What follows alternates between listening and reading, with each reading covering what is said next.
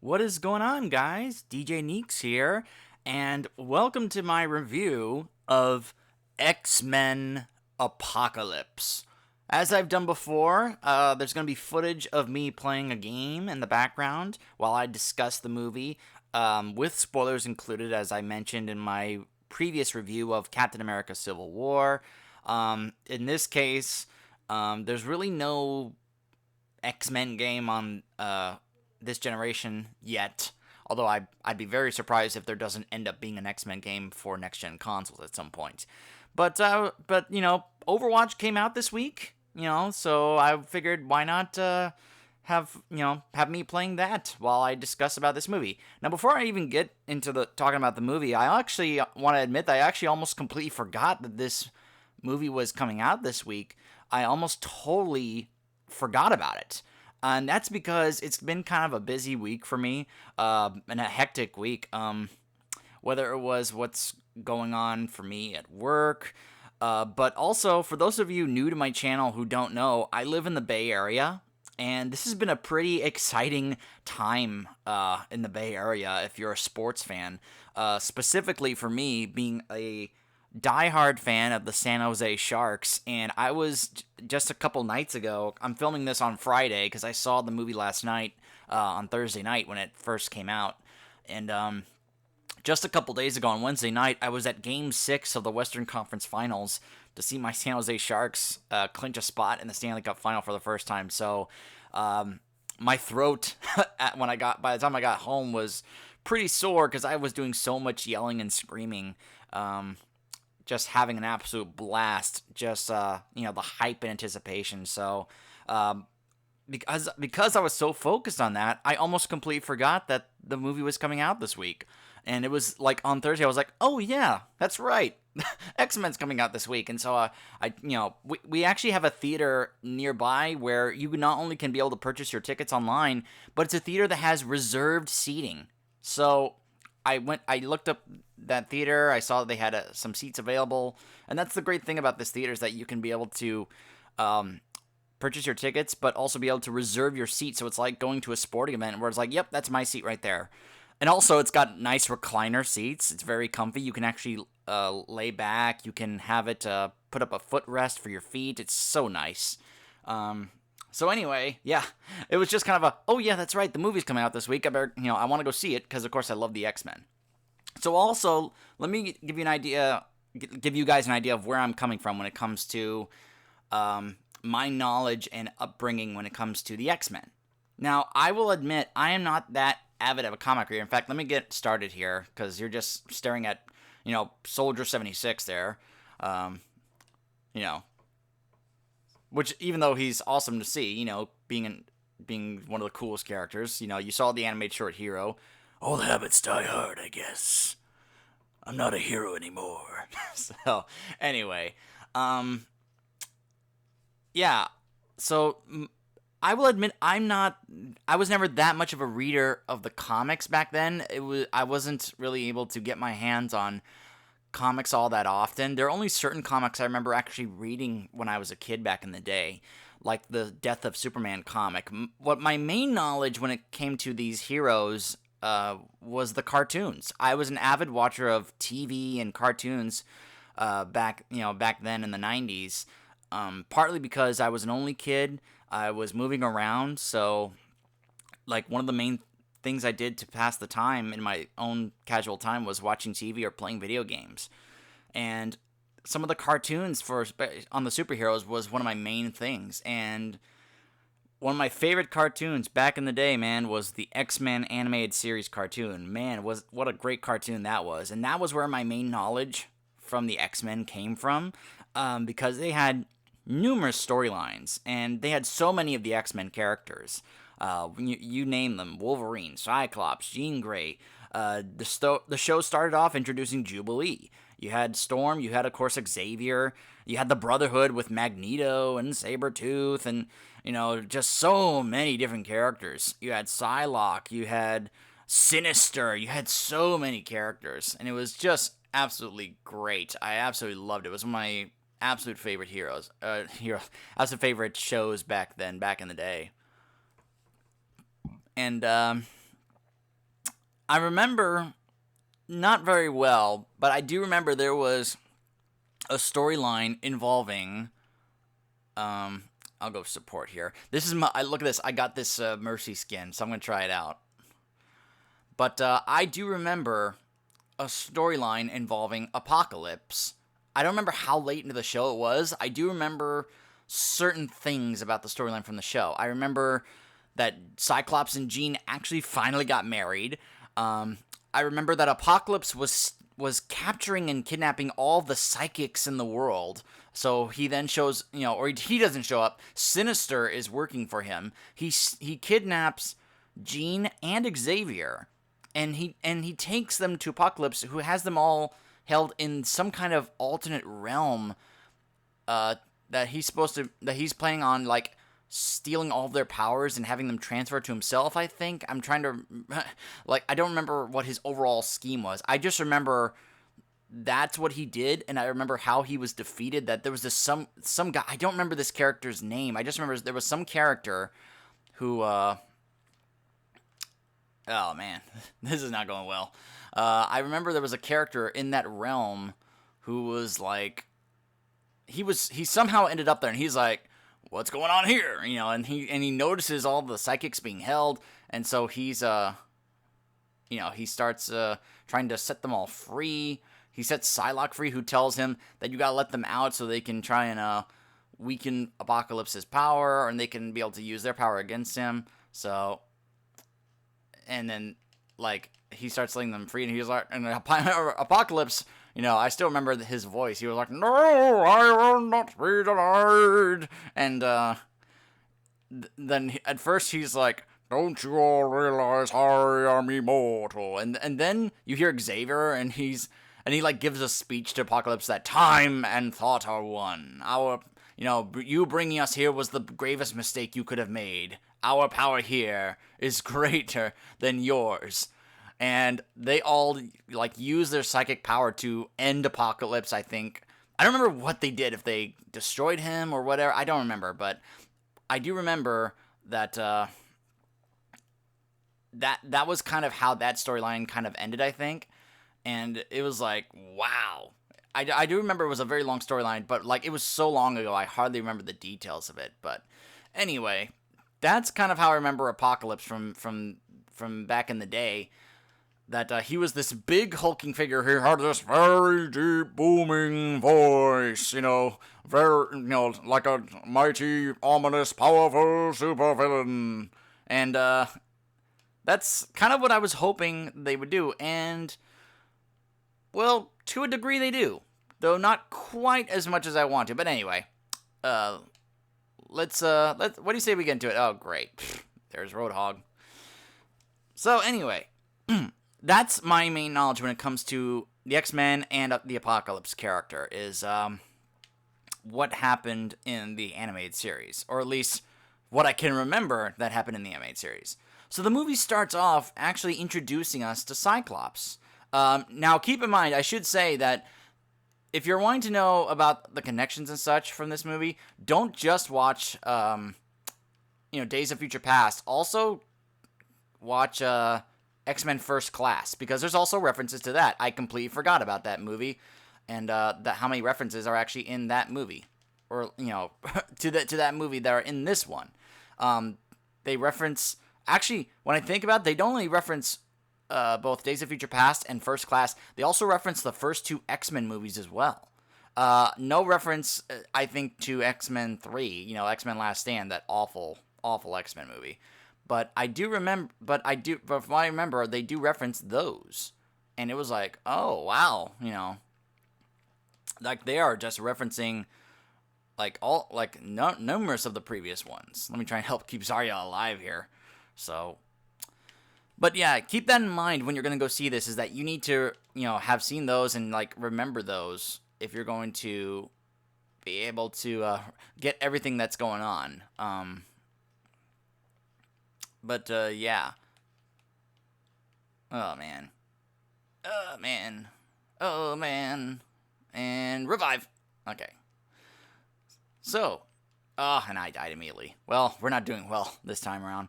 But anyway, yeah, it starts off introducing us to to Cyclops, where it's now 1983. It's 10 years after Days of Future Past. We're now in the 80s, and it's like referencing what happened in Days of Future Past, kind of like in history class, talking about what Magneto did, talking about what Mystique did, saving the president, and how it like puts mutants in a better light. So it was pretty interesting that it was like, wow, it's like as if you're actually in history class, and this is like just part of history class. This is part of history, and you can tell they show that Scott is starting to change. He's starting to become, get his mutation. He starts blinking his eyes. Some guy thinks that he's blinking at his girlfriend. He's like, "You blinking at my girlfriend?" And Scott comes up with a funny joke. But then he has to get sent to he has to go to the bathroom, because he's like clearly hurting. His eyes are hurting from what's going on with him. And the principal, well, may as well use my revive. Or like the teacher says, yeah, you can go see the principal, but he goes to the bathroom and he's like rubbing his eyes, and you can tell he's about to get his mutation. The guy who was like, "You look at my girl," like he goes to the bathroom, follows him like he's gonna beat him up or give him a swirly or whatever, and he looks in. And he sees him rubbing his eyes. He's like, "Are you crying? I haven't even beaten you up yet." That was like, oh, great, typical bully. But, oh, look at that appreciation for the healer. But, and then he's pounding on the door, causing lots of noise, which is, gonna set Scott off. And boom, he opens his eyes. It blasts the bathroom door off. And, you're like, yep, Cyclops is here. And, actually, you know what? Before that, I should say, before that, the movie actually starts off not with Scott Summers. It starts off in ancient Egypt, where you're actually obviously going to be introduced to Apocalypse. It's during the time when they had lots of slaves and such. I guess in biblical times. It says 3600 BC, I think, is what they say. And, you see all the people bowing down, going, "En Sabanur, En Sabanur." You see him being carried in like some kind of like, chair with poles that people are carrying by the poles, and he's like completely covered like in like an ancient Egyptian like outfit, because he's like he's not fit for mortal eyes, as they're trying to depict him here, basically as a god, and he has followers take him into a pyramid. And what we find out is that they have captured another mutant from ancient times who has healing abilities. Now, this threw me off for a moment, because at first I thought, that's not Wolverine, is it? And then I must have realized, no, it just must have been some other mutant back then who also had healing powers like Wolverine. Because they cut him open, he heals up, and they say, "Now you will rule for eternity, my lord." And so basically, what they're saying is that, because they show the guy, Apocalypse at that moment, and, because it's a different, what they're basically going to do is transfer his consciousness from one body to another. That's basically something that they're emphasizing in this scene, is that he's really old, and that he's getting old, and he's dying, because he doesn't have the ability to live forever. And that's how he keeps on living for a long time, is transference. He transfers his consciousness from one body to another, and that's basically how he keeps on ruling, basically as like the Pharaoh of Egypt. But in later in the movie, he, it's supposed to be like he was looked upon as like the ruler of the entire world.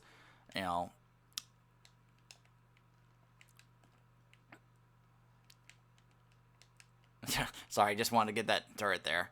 Oh boy. But that he's basically ruling as the rule of the entire world. They have nothing I could do with people on both sides. But so they take him into the pyramid, and at first I believe he's like someone else, and then the mutant who had the healing ability is Oliver Isaac's body. So basically, Oliver Isaac was a healing mutant who was going to take upon the form of Apocalypse once the transference was over.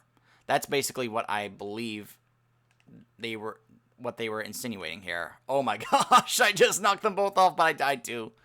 Uh, but, oh my gosh, they both live. They did. Wow. Sorry if I'm getting distracted here. But, yeah, they emphasize in this scene that the way it works is that they put Oliver Isaac's body on this pedestal, they put Apocalypse's body on the pedestal, and then they have this big like pendant or something on top of the pyramid that's like made of gold and like helps transfer the sun into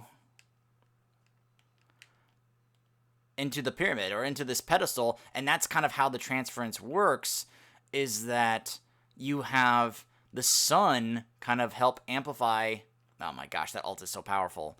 It like enhances the transformation or the transference, because then you see it like its energy flowing through the entire pyramid to the pedestal, and that's how it happens. Now, and then you notice that some guards are looking at each other, and that's basically going to be a betrayal. The guards then do this thing where they, have these, they knock these two stones into this tunnel. I don't know how they set this up, why that was set up in the first place, but yeah, they're betraying Apocalypse. They say, "Death to the false god," and they try and stop the transference, although it doesn't stop. It does happen, but he doesn't get awoken. His current four horsemen or followers, they try and save him. They try and protect him. And, some of them, like, get rocks, like, fall on them, and so that's how they end up, getting killed, is rocks fall on them and crush them and squish them, so. But, yeah. Oh my gosh. And, as Apocalypse is falling, one of his horsemen, has this ability to shield him, and so to her, like, dying breath, she keeps shielding him so that the rocks don't crush him. He's, shielded from all them, but he's buried, like, under rocks, and so he remains there for thousands of years, so to speak, depending on, according to the timeline I believe I saw in this movie. So, anyway, that's when we go to the present, and we see the scene with Scott Summers. So, then after that, I believe we then meet up with... I'm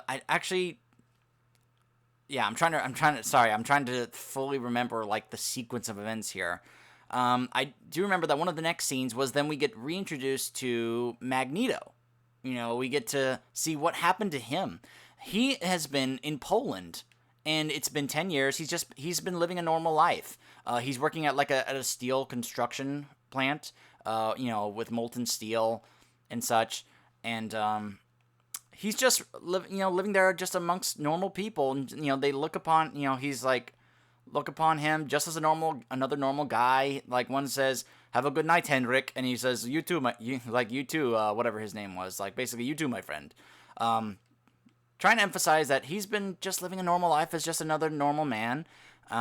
He goes to his house, and we find out he has a family, he has a wife, he has a daughter, and you just kind of feel happy for him. That he's been, after all that he has suffered, that he's been able to, like, get a happy life, being able to, like, have a family, and you feel happy for him. But you also get this sense that it's not going to last, unfortunately. And so then, some point after that is, when we have Havoc from X-Men First Class, Scott Summers' brother, because that's something that I almost forgot, was that, oh yeah, Havoc and Cyclops are, brothers. I almost forgot about that little detail. And so he's basically going to take him to the university, to meet the professor, because, oh man, I died so fast, to help him with his power, because now he's got a blindfold on, because he doesn't have the glasses yet, or the visor. So that's when he meets Jean Grey, who's played by Sophie Turner, which, if any of you who have ever seen Game of Thrones, you'll recognize her as Sansa Stark. And It's kind of funny how they first meet. He thinks that, like, he says something like, I don't want to get help from a weird girl. Kind of, and you're kind of joking because you know that he obviously can't see her. Otherwise, he wouldn't be saying that because, because we all know how the eventual romance between Scott Summers and Jean Grey. So it's kind of funny that first he thinks that she's just weird or probably looks weird. Because then when he sees her for the first time, he's like, oh my gosh, that's her, and I'm taking you with me, Zarya. Oh man, that's always so funny when you can do that. Good thing my teammates are doing well here. But yeah. So basically, it's just normal times at the school. Like the professors. Hank McCoy, he and Xavier. They've turned it into a university. You see Jubilee as a student. I don't believe I caught any other. I know they said some names, but I don't think I caught any other references to any other X-Men as students at the time. I'll have to rewatch it to really capture that. There are some funny references and jokes in this, but I think you'd have to be an avid watcher. But also, I think just there was a funny joke that's just a normal kind of movie reference, I think. But anyway. So they basically test out, there's like, let's see what we're dealing with here. And that's when we see, oh man, I totally messed that up.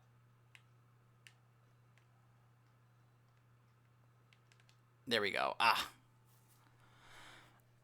Looks like we're going to win this one. Or will we? Hold on a second. Oh boy, they're coming back. So, I keep getting sidetracked. I'm sorry, guys. I'm trying to stay focused on both. But yeah, they test out his power, and they're like, okay, so guess what? You're enrolled in the school. Yeah, that's not a problem at all. And after that, I believe is when we see the scene that shows the awakening of Apocalypse.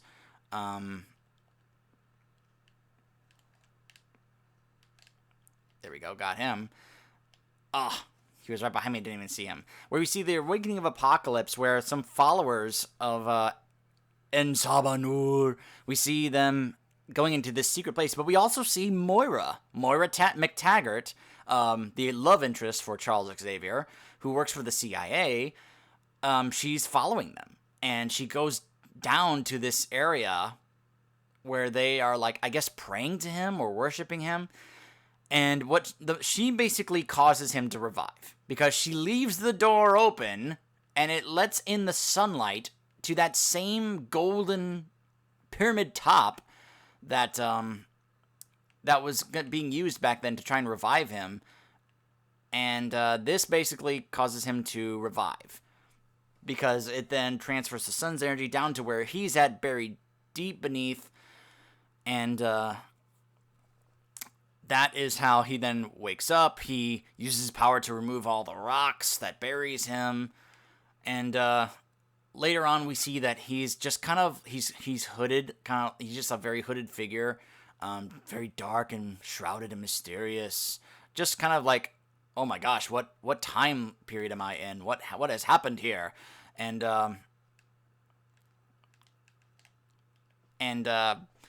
you can see he's kind of like trying to adjust to what's going on. He sees a boombox. He sees cash. He sees all this stuff. And he's like, what is going on here? What time period am I in? What has happened to this world? And this is where we get introduced to Storm. And, we see she briefly knows how to use her powers, just very little. We know how powerful she actually is, but it's not shown here. At this point. At this point, it's like she knows somewhat of her powers, but not a lot. She knows very minimal of what she can do. Man, they are making a great last stand here. Like, she uses the wind to try and help steal cash. So she's basically just someone who's stealing stuff just to try and survive. She's poor, and Apocalypse notices this. And as the people who saw her steal try and get her, they want to, like, cut off her hand as, because she's a thief. That's punishment for thief. He shows up and goes, enough. And let me just say, at this point, I realized that Oliver Isaac, this dude is such a good actor. I can't believe this guy was Poe in Star Wars The Force Awakens just a few months ago. And he's already shown his range, because my gosh, there are times he just is such a evil, menacing villain in here, which is what he needed to be, and my gosh, he nails it. He just has this tone that makes him come across like he is just... It's very, very cool, that he's just very menacing, and what kind of play of the game was that? He was dead. It was all the turret. Oh, look at that. All the damage blocked. But, yeah, he basically kills some of the people that were there to try and hurt Storm. He imprisons this one guy into a wall. You can see kind of the power that he has, that he can basically, change things on the molecular level to a pretty strong degree. And he basically is trying to recruit Storm, like, my child, it's all right, I'm here now. She takes him to her place. She has a picture of Mystique, and that's something else I actually should point out as well. There's also a scene where we get introduced to another of the horsemen called Angel, and we also get introduced to Nightcrawler. And we get reintroduced to Mystique. We see Jennifer Lawrence. She's there. They've basically... There are these people who have set up a fight arena for mutants, I guess. They've captured Angel. They've put him in this fighting arena where he's, fighting everyone. And you find out later it's because he has no choice, because they'll kill him unless he does, because it's all about betting and gambling. And they've captured Nightcrawler, and they throw him in there to fight with Angel. And you hear Angel say, "Fight me or they'll kill us both." And, you see guys around the arena have guns. The fence that they're fighting in is electrified. It's a cage match, basically. And Mystique destroys the generator to set them both free. Angel escapes. She gets Nightcrawler out of there. It's a pretty cool scene, and you find out that Mystique is just kind of acting on her own. She's looked upon by a lot of mutants as a hero, and she's like, I'm no hero. She's basically trying to reject what everyone is, praising her for. She doesn't really feel much like a hero. And I guess I could understand where she was coming from, and how she was kind of reluctant to accept that, how she didn't necessarily feel that way. Even though lots of younger mutants, you find out that some of the X-Men, like Jean and Scott, they looked up to her. Storm says to Apocalypse that Mystique is her hero. She wants to be just like her. And Apocalypse does this thing where he sees a TV playing. He puts his hand on the TV, and she goes, "What are you doing?" He says, "Learning." And he basically does what a computer, kind of what Ultron does at the beginning of Avengers Age of Ultron, where he's scanning the history of the world to find out what has happened. He's learning all the different languages. He's learning about the history of what happened in America with the mutants and such. And he's learned about the superpowers and the weapons, and he's learned all he needs to try and I'm gonna put a stop to all this. No more all these false gods, all these superpowers, no more of that. And it's pretty it's a pretty cool scene. It's kind of just makes him come across like he's this ominous figure who's I've learned all I need to, now I'm gonna destroy you all. And basically Storm is oh man, what are you gonna do? And he's I just want to make you stronger. I want to set you free, my child. And it's a pretty cool, he touches her, and you can see, he's, has the power to increase her ability. Well, that's great. Just got killed during Molten Core.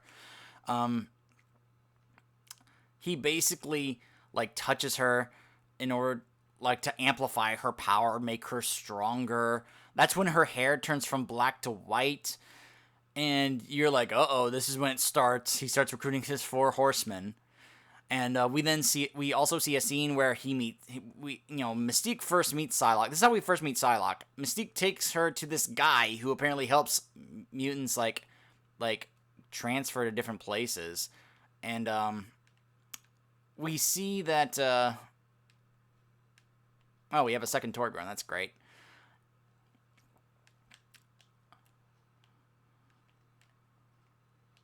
Oh my gosh. Oh, Tracer and her bomb. Come on. Great, she got us. But anyway, yeah, we basically see Psylocke in the scene where Mystique is trying to get Nightcrawler just out of town. She's trying to smuggle him out of there. And what we basically see is Psylocke is like the bodyguard for this guy. She has her giant sword, but that's what her power is, being able to my gosh, what a lucky shot. These Hanzos always have these lucky shots. But we see Psylocke, and later on, when Apocalypse and Storm show up, they're asking, they want to find the strongest mutants, and the guy's like, yeah, guess what, I'm not going to give you that information, even though I have it. And Psylocke at first threatens Apocalypse. He sees her power, and she goes, what do you want? He goes, I want you. And that's when he, amplifies her power. She basically is like, oh, he can make me stronger. Okay, well, guess what? I'll work for you. Yeah, I know where those mutants that you're looking for are. And you're like, oh, dang, that's all it took for you to join him? Okay, then. So, Psylocke, not really. She's like, yeah, I can see you're the big guy here, and I'm going to go ahead and help you out because I can tell it's going to be for my benefit. And he also finds Angel, who, during the escape, one of his wings got completely burnt to a crisp. So he's drinking, all depressed, he can't fight anymore. And Psylocke, you find out Apocalypse, he can teleport to almost anywhere. And they find him, and she's like, yeah, his fighting days are over. And he's like, no, they're not. And you see him, he turns, he completely changes Angel's main body, where the wings get shredded and they turn from bone and flesh to metal, and he basically becomes Super Angel. He's like, rise, my angel. And this was one of the first times I was like, oh my gosh, Oliver Isaac is such a cool menacing villain here. This is pretty awesome to see him like this. But you can tell, okay, that's 3, so he's almost done. Who's left. And this is when we see one of the more emotional scenes in this movie, and it's coming because it was kind of hinted at. It's coming, just because also that's kind of how the story for Magneto goes. They show that there was going to be an accident at the steel factory. And Magneto saves the guy by using his power to prevent the giant bowl of molten steel from crushing someone. He moves it to the side. Now, a few of the men actually see this, and he realizes that he's got to get out of here because they're going to report him. He's considered by many in the world to be a villain because of what he did in Days of Future Past, where he basically almost tried to assassinate the president, And so he's regarded by many as a most wanted villain, and because of this, he realizes they're probably gonna try and turn him in or report him to the police, and so he's trying to get out of there, and he wants him and his wife and daughter to leave, and they go to find his daughter, and she's not in her room. Now, earlier, here's another thing to notice. Earlier in a scene where he comes home and he says hi to his wife and daughter, we see her outside talking to a deer. And at first you're like, oh, is she just kind of making friends with the local animals there? But then you find out, no, what she's actually doing, it's her mutation. She can communicate or has power to control animals, basically. And so you see her, and you start to realize, oh my gosh, she can, that's her mutation she got from Magneto. So, in this scene where you find while they're searching for her, they find her. She's basically been captured by the police. They're all just holding her there, waiting with weapons. They have bows and arrows. They have different types of weapons. Not really they don't all have guns or whatever. This is they're just just some kind of small town police in Poland. So they don't have a SWAT team or anything. Otherwise, I think that's what would have been there. But yeah, well they're just kind of regular weapons bows and arrows and such. and they are like all nervous. You can tell like they are like on the edge, all worried about who he is, what he can do to them. Wow, that was a good combination there. And they threaten to basically, take him away and such. And he's like, "All right, you can take me in, just please leave my family alone. Just let my daughter go." And the trade happens, and they start taking him away. And earlier, and this is where, some people may say, I heard someone say the pacing was kind of bad here. I thought it was fine because the storytelling was really well done here. Like, he gave his daughter this locket that he was given to him from his parents. And it's the locket that he kept after they were taken away from him in Auschwitz. And this is where the reference to X-Men 1 comes into play. Because remember, the beginning of that movie started off where it was at the Auschwitz concentration camp. And it's like, whoa, she's worried that he's going to get taken away from her. And he goes, no one's going to take me away. And so he's starting to get taken away from her.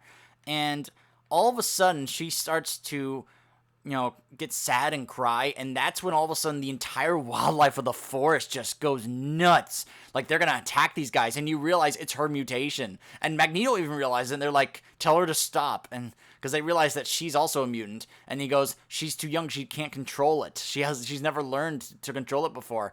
And all the wildlife almost start to attack all of them. And one of the policemen, inadvertently, he had his bow drawn with the arrow. I don't know. I understand why he did, I guess. Hey, victory.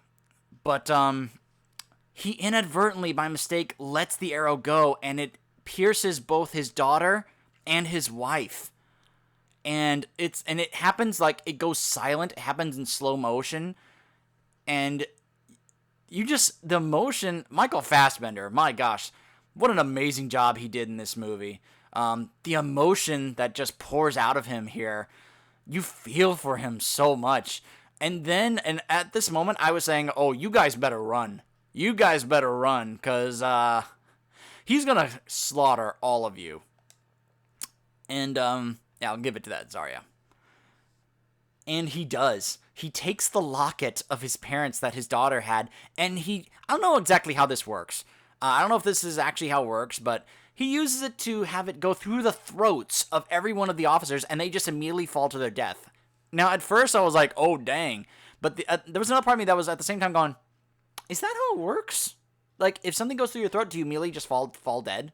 Like, there's no, like suffocating, like, or, like, nothing like that? Or do you, like, sever their cord, their spinal cord to their brain or something? Like, I don't know exactly what he did that causes them to immediately just fall dead just like that, but I don't know. Maybe that is how it works. I was just thinking too much about it, but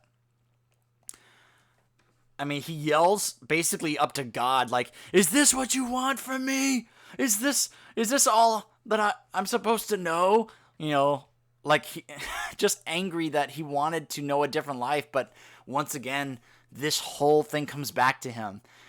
And later on, we see him go back to the factory. It's, he is like in tears, and you can tell he's planning on killing every single one of the men in there because he knows they reported him to the police. And he gives them a speech about how do any of you have loved ones? Like, they're basically going to know what it feels like to have suffered the loss of a loved one.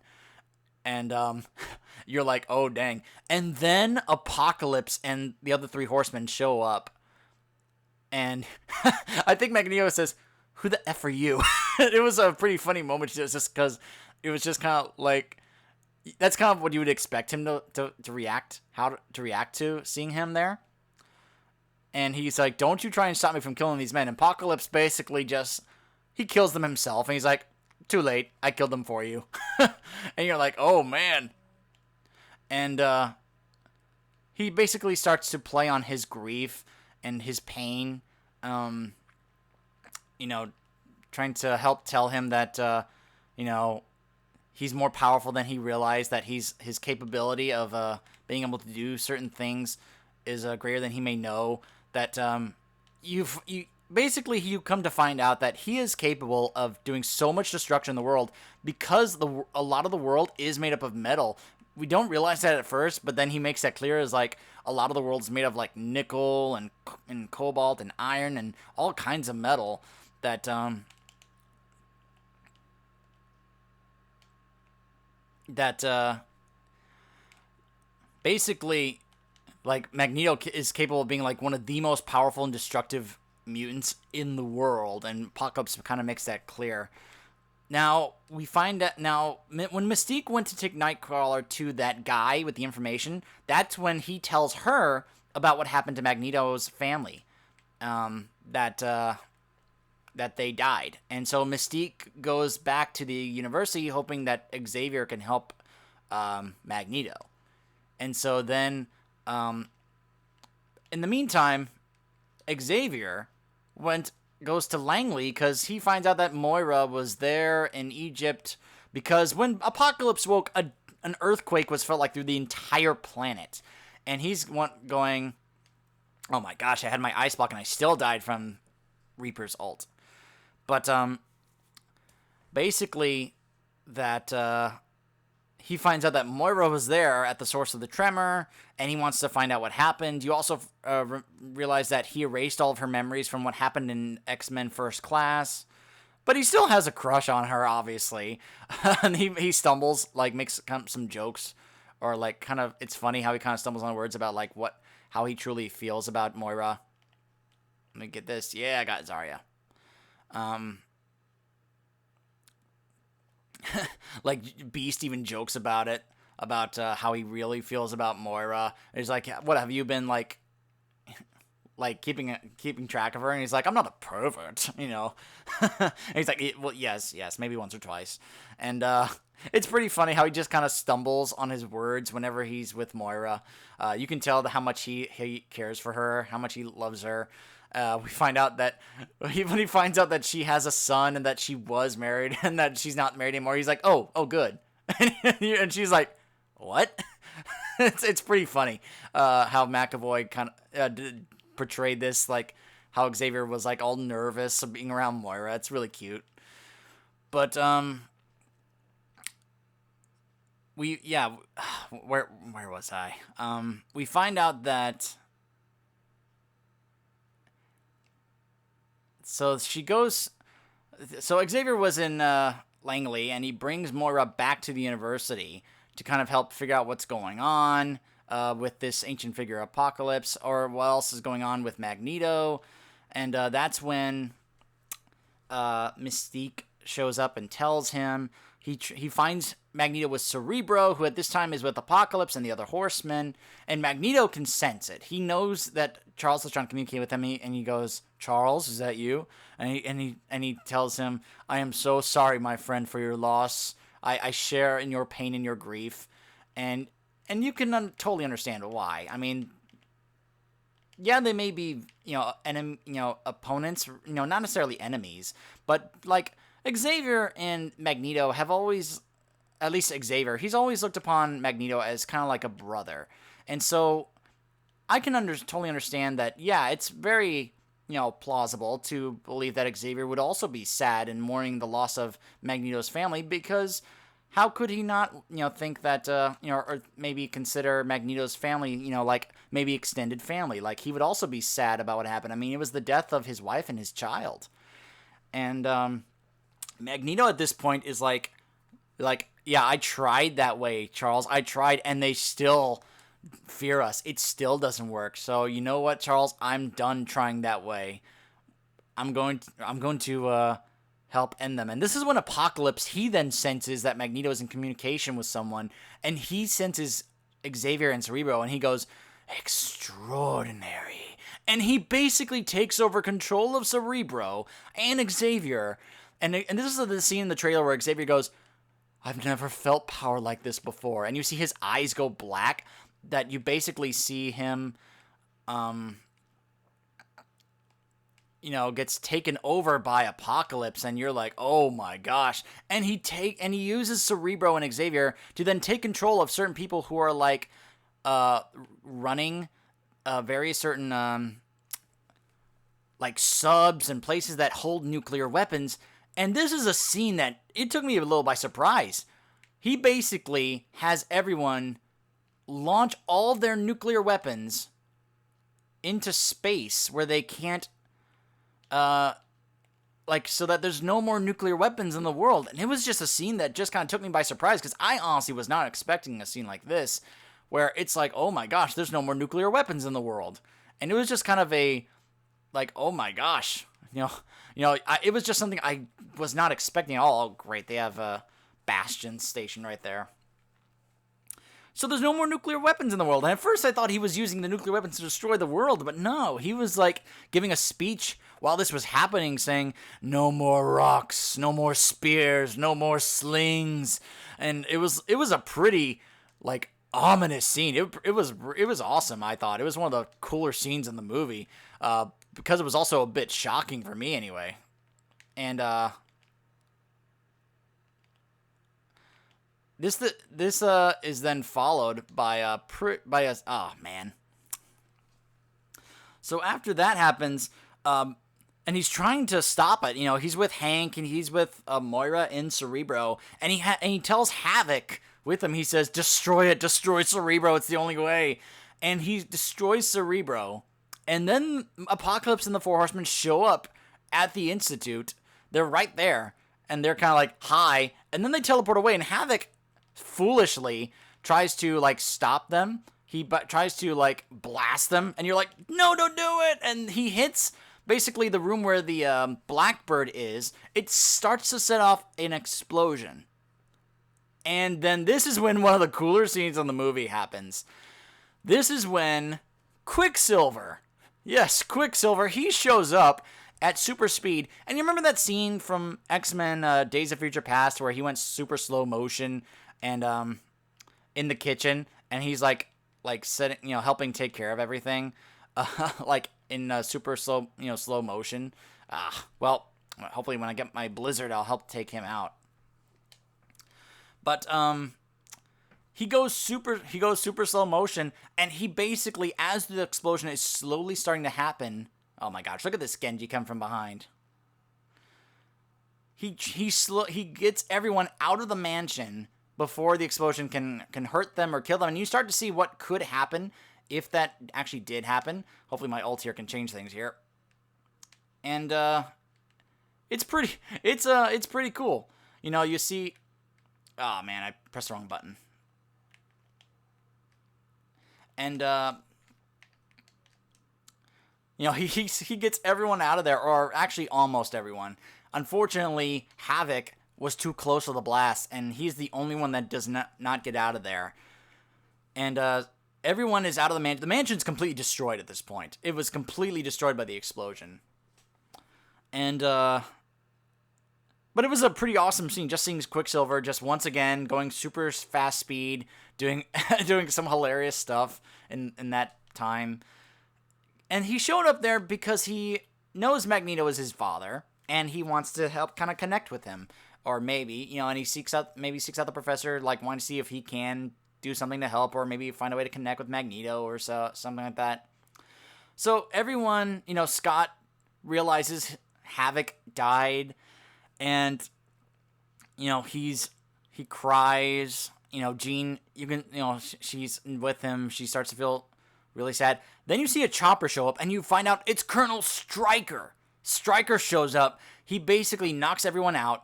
And he leaves all the students except Mystique, Beast, Nightcrawler, and man, died before I could use my ice block. He takes Mystique, Beast, Nightcrawler, and Moira to their facility, and I started to realize, oh my gosh, is this the facility I think it is? And if so, I think I know who might be here. And thanks to Jean's Jean's powers, actually Nightcrawler was not one of the people who he took, because he was actually with Jean and Scott, who thanks to Jean's powers, they were not able to actually capture them because they couldn't see them because of Jean's psychic ability to make them kind of like invisible. And oh man, I'm gonna die here. or not, maybe not. Oh, yep, there's that, there's that Zenyatta. But they stow aboard the helicopter, and they get to this facility, and they're thinking that they're questioning them, and what happens is that when they showed up there, Apocalypse and the Horsemen, the reason they showed up at the mansion wasn't just to like, hey, hi, bye. It was because they also took Xavier.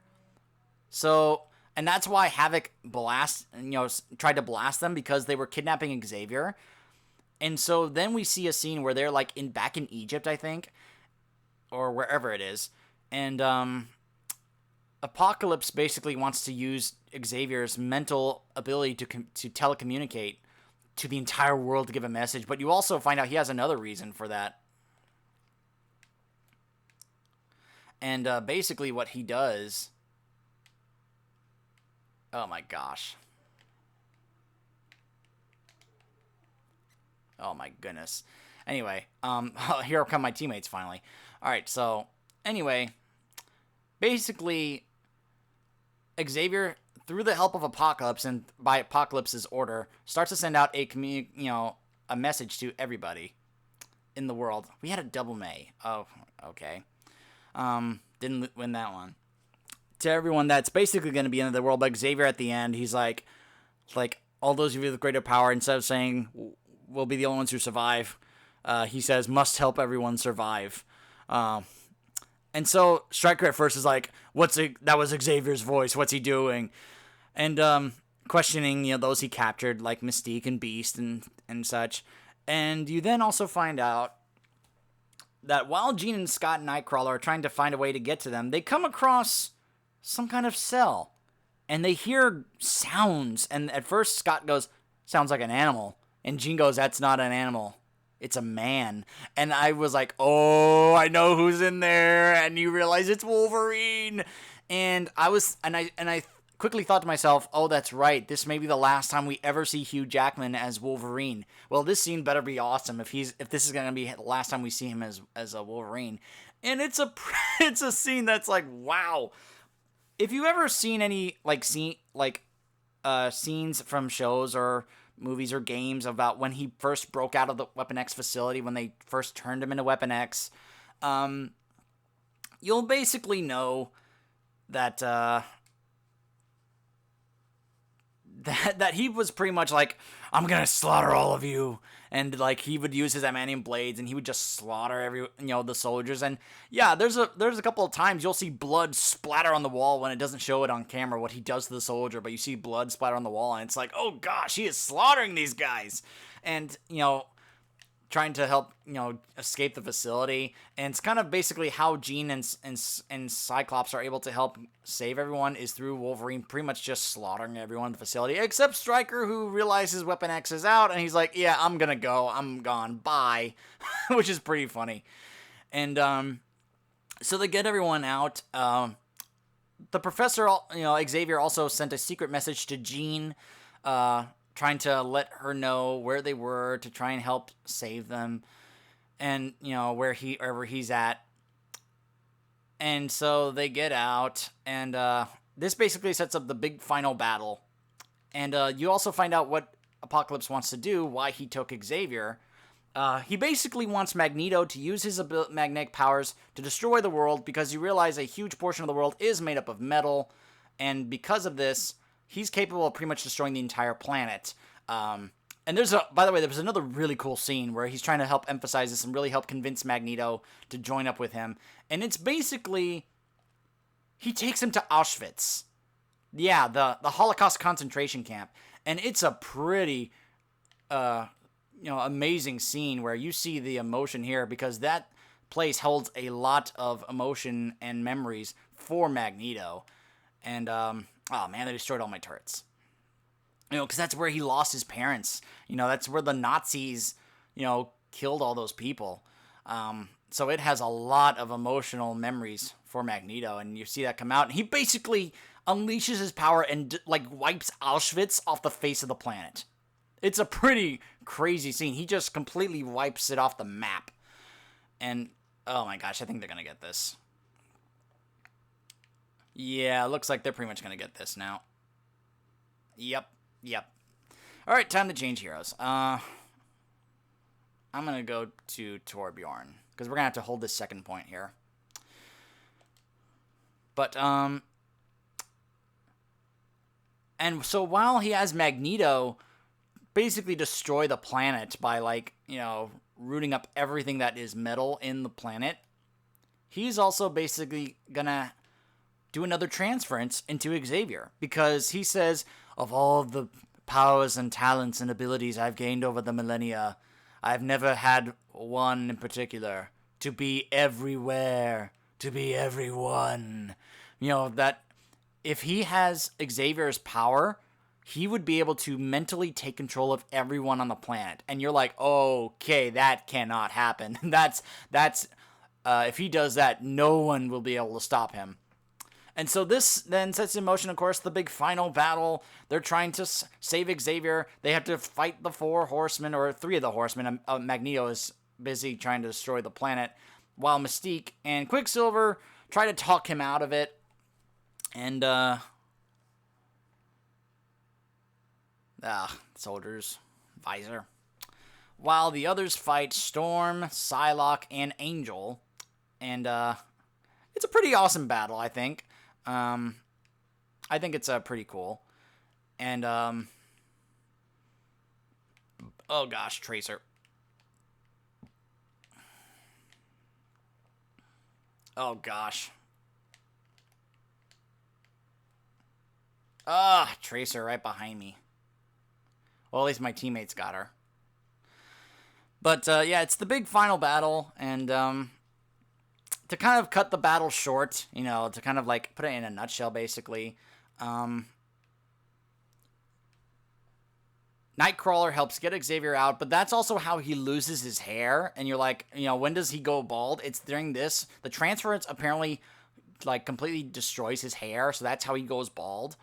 And, you know, it foils the transference, you know, like, oh, like, you know, he's like, no! Oh, they destroyed my turret. Ah! He stunned me!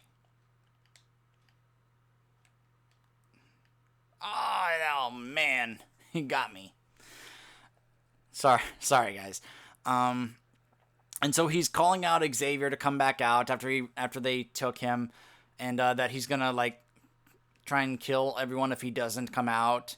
And so the others, and this is when the Magneto finally turns good, and he's able to you know, help them out.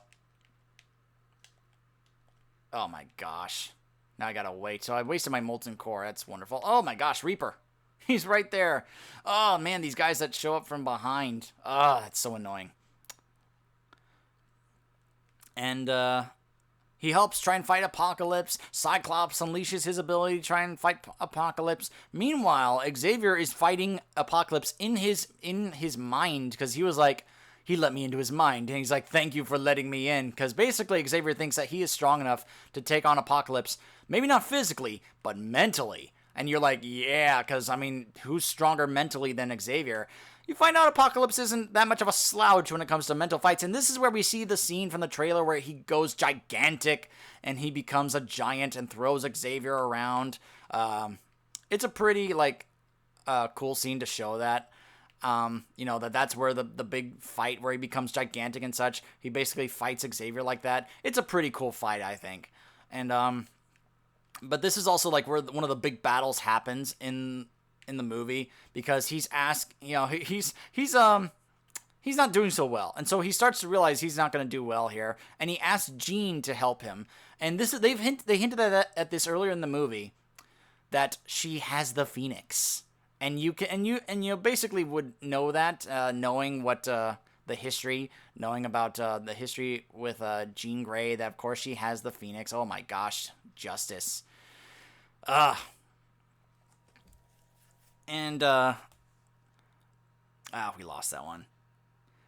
So he asks her to unleash her full power, and how they basically defeat Apocalypse is Jean unleashes the power of the Phoenix against Apocalypse. After Magneto and Cyclops and Beast and Storm, she then realizes how evil Apocalypse is because he starts to hurt Mystique, who is her hero, and so this converts Storm to help the X-Men, and that's basically how she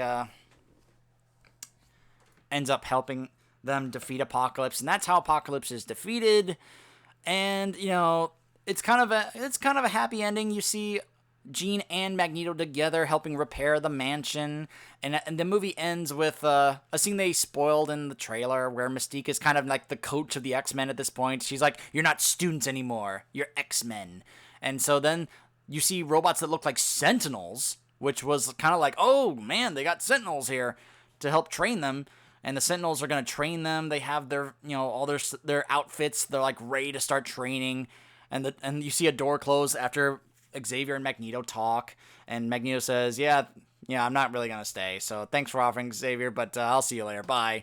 And he's like, you're always welcome here, old friend. And so, they part on good terms.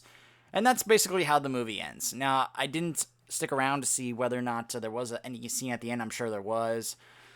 But, I'm pretty much...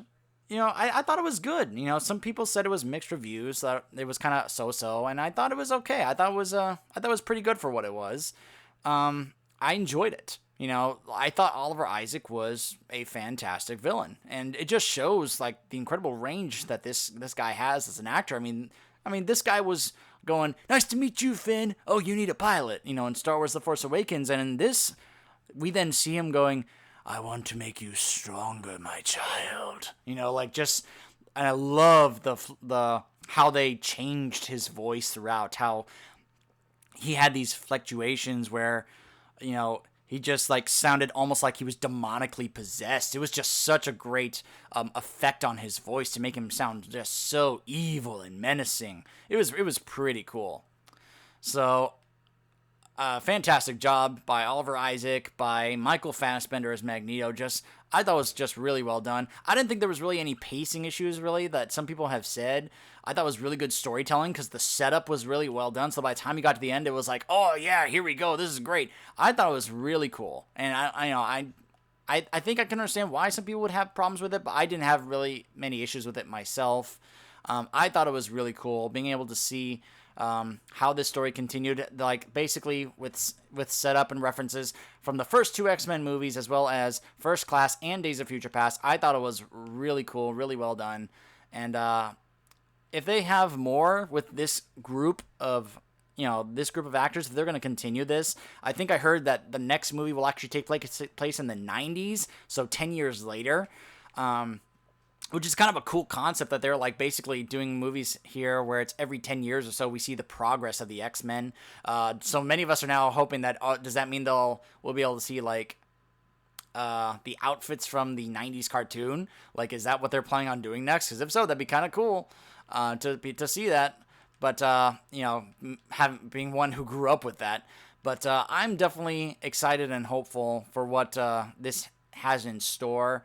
I thought this movie was really cool with, having Oliver Isaac do Apocalypse, who I thought was a really cool villain, even though there were I didn't have a couple of gripes, but not necessarily about Oliver Isaac, but just how they did the Apocalypse character, because I was more used to how he looked in the 90s cartoon, where he was just a giant, towering, hulking figure.